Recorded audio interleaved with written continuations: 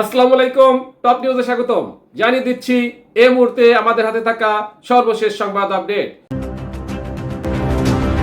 শুরুতেই থাকছে নির্বাচন যত বিলম্বিত হবে সরকার নানান প্রশ্নের মুখে পড়বে গয়েশ্বর। এরপরে থাকছে মালয়েশিয়ার বিমানবন্দর থেকে ফেরত পাঠানো হলো 123 বাংলাদেশিকে। আরো থাকছে ছাত্রীকে কুপ্রস্তাবের পর ইয়ার্কি করেছি বলা সেই কর্মকর্তাকে বান্দরবনে বদলে। তারপরে থাকছে খেতে না পেয়ে অজ্ঞান হচ্ছেন গাজাবাসী। সর্বশেষে থাকছে থানায় ঢুকে পুলিশকে ছুরিকাঘাত করা যুবকের মরদেহ মিলল পুকুরে। শুনলেন আপডেট সংবাদগুলো শিরোনাম, এবার বিস্তারিত। নির্বাচন যত বিলম্বিত হবে সরকার নানান প্রশ্নের মুখে পড়বে গয়েশ্বর। শুক্রবার 25 জুলাই সকালে মাইলস্টোন স্কুলে বিমান দুর্ঘটনায় নিহত তৃতীয় শ্রেণীর শিক্ষার্থী নুসরাত জাহান আনিকার পরিবারকে সহমর্মিতা জানাতে গিয়ে তিনি এই মন্তব্য করেন।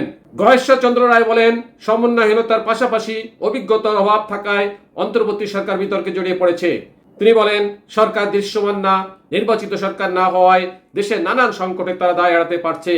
নির্বাচন যত বিলম্বিত হবে সরকার নানান ধরনের প্রশ্নের মুখে পড়বে এবং সংকট সৃষ্টি হবে।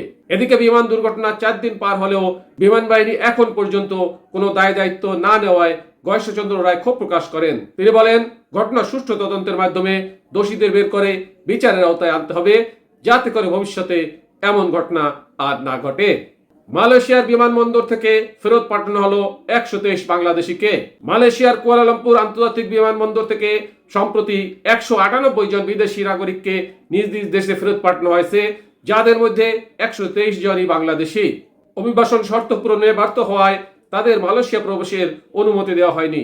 শুক্রবার সকালে দেশটির সংবাদ মাধ্যম মালয় মেইলের এক প্রতিবেদনে জানানো হয়, পর্যাপ্ত অর্থ না থাকা, আবাসনের আগাম বুকিং না থাকা এবং সফরের উদ্দেশ্য অস্পষ্ট হওয়াকে এই সিদ্ধান্তের প্রধান কারণ হিসেবে উল্লেখ করেছে কর্তৃপক্ষ। প্রতিবেদনে আরো বলা হয়েছে, বিমানবন্দরের টার্মিনাল 1 থেকে আটক করা হয়েছে 128 জনকে। এর মধ্যে 123 জন বাংলাদেশি, 2 জন পাকিস্তানি, 2 জন ইন্দোনেশিয়ার ও 1 জন সিরীয় নাগরিক। বাকি 70 জনকে আটক করা হয়েছে টার্মিনাল 2 থেকে।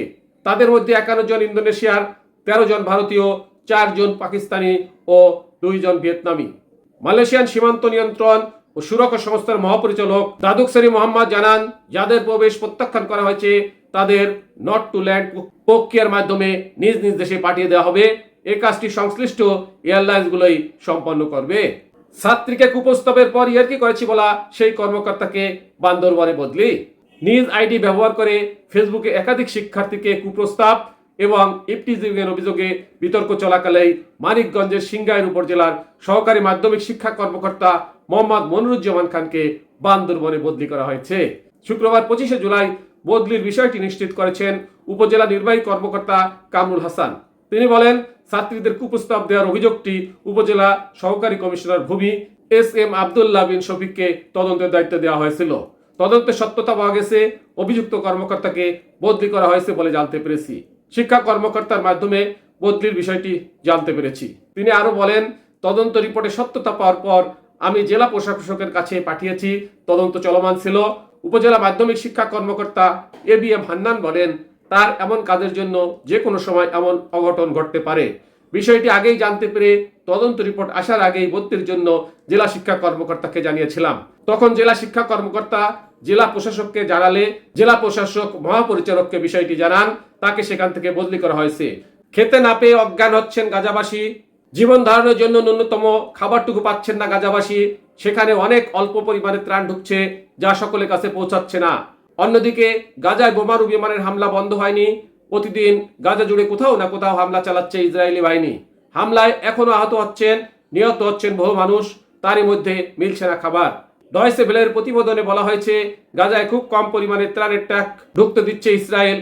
যেটুকু খাবার ঢুকছে তা গাজাবাসীর জন্য যথেষ্ট নয়। গাজাবাসী রাইদ আল আথামনা DW কে বলেন, সারাদিন একটি কথা ভাবতে ভাবতেই কেটে যায়, আজ কি খাবো, কি খাওয়াবো পরিবারকে। এক সময় বিদেশি সাংবাদিকদের জন্য গাজায় গাড়ি চালাতেন তিনি।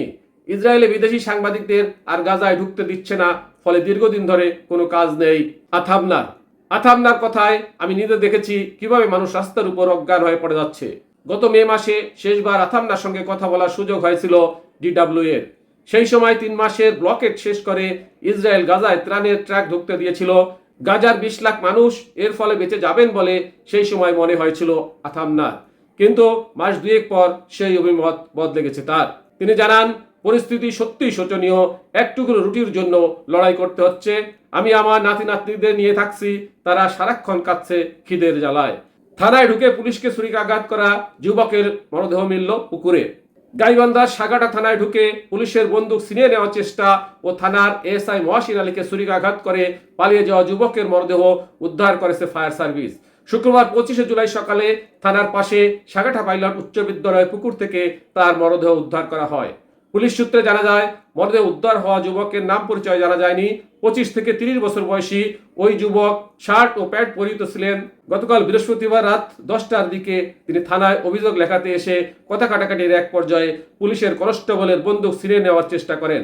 তখন দায়িত্বরত কনস্টেবল চিৎকার দিলে পাশের কক্ষে থাকা এএসআই মহসিন আলী সহ কয়েকজন এসে বন্দুক উদ্ধার করেন এবং যুবককে আটকানোর চেষ্টা করেন। তখন ওই যুবক ছুরি দিয়ে এএসআই মহসিন আলীকে আঘাত করে পালিয়ে যান। প্রত্যক্ষদর্শী স্থানীয় কয়েকজন বলেন, ওই যুবক পালানোর সময় পুলিশ ও এলাকাবাসী তার পিছু নেন। এক পর্যায়ে থানার পাশে সাগাটা পাইলট উচ্চ বিদ্যালয়ের পুকুরে যুবককে দেখা যায়। এ সময় পুলিশ ধরার চেষ্টা করলে ওই যুবক পুকুরে কচুরিপানার ঝোপের মধ্যে লুকিয়ে থাকেন। তখন পুলিশ সদস্য ও এলাকাবাসী পুকুর পাড়ে অবস্থান নেন। রাত গভীর হলে পুলিশ পাহারা থাকলেও এলাকার লোকজন নিজ নিজ বাড়িতে চলে যান। আজ সকালে ফায়ার সার্ভিসের সদস্যরা ওই যুবকের মরদেহ পুকুর থেকে উদ্ধার করেন। পরে মরদেহ থানায় আনা হয়। টপ নিউজ এখনকার মতো শেষ করছি। আল্লাহ হাফেজ।